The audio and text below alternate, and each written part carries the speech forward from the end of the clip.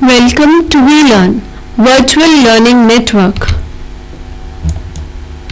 This is session number 24, some infections of the mouth and throat. Topics which we are going to cover in this session are structure of the mouth and throat, symptom of diseases in the mouth and throat, causes of the symptoms and treatment of the condition. So coming towards the first topic, that is the structure of the mouth and throat. The mouth contains the tongue and the teeth. At the back of the mouth is the throat, and at each side of the throat there are two special glands called the tonsils. The first teeth, the incisor, in the middle of the mouth, erupt or core out between the fourth and the sixth mouth. After that, the teeth come out in pairs. The molars come out at the age of 2 years. In all, 20 teeth erupt. These are called milk teeth and are retained till the age of 6 years. After 6 years, the teeth fall out one by one and the permanent teeth erupt. The child of 10 or 12 will usually have 28 teeth. Next are the symptoms of disease in the mouth and throat.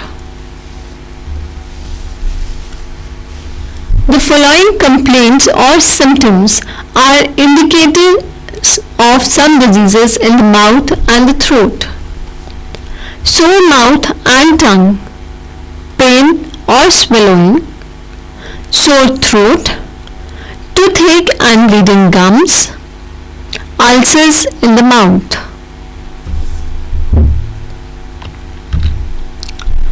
So first let's discuss about the sore mouth and tongue, and let us examine the treatment of that particular condition.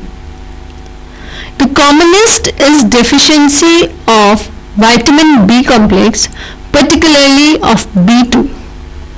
This condition occurs when there is very heavy infestation of worms and they interfere with the natural production of vitamin B in the body. The other causes of sore mouth is high fever, measles and chickenpox.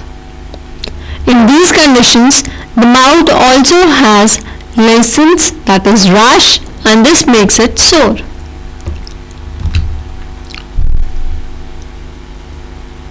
Thrush, which is fungal infection in the mouth, also causes sore mouth and tongue.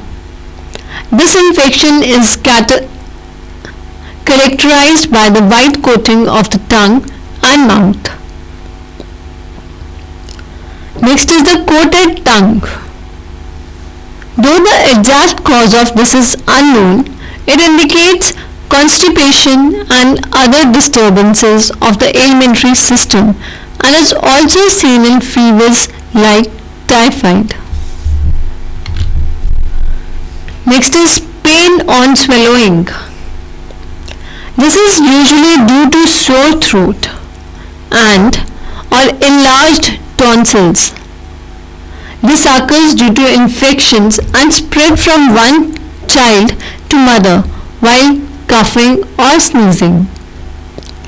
Next, the treatment is gargling with warm salt water helps, but small children cannot usually gargle.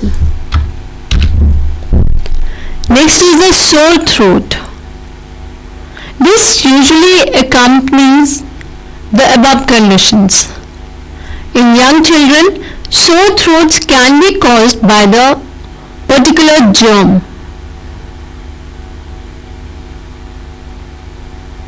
That is the streptococcal, which is very harmful and can affect the joints and the heart.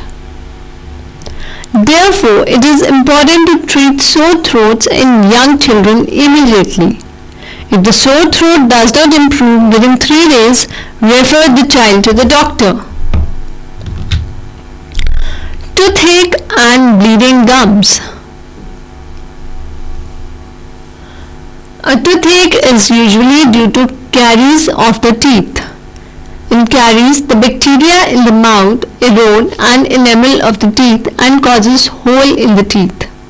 When this happens, the nerve in the tooth gets exposed and causes pain. When any food particle touches the nerve end. Caries is caused by acid-producing bacteria which act on the food particles in the mouth. It is made worse by sweets and aerated drinks. Next is the prevention.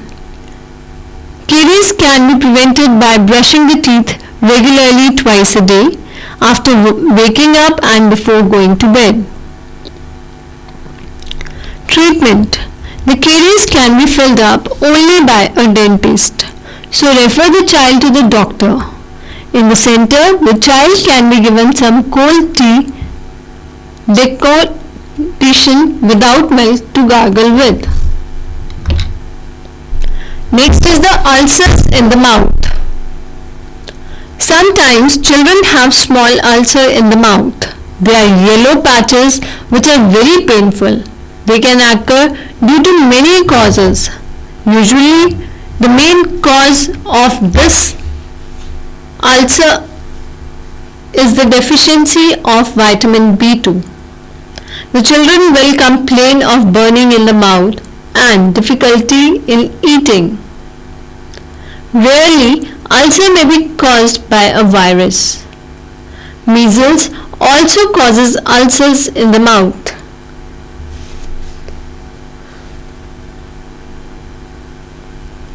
In fact, this is the earliest symptom of measles. In chicken pox also, the inside of the mouth becomes red and sore. Treatment. Treatment of ulcer is gargling with plain cold milk. Avoid all plungent food. Gargling with coconut milk or even some buttermilk will help.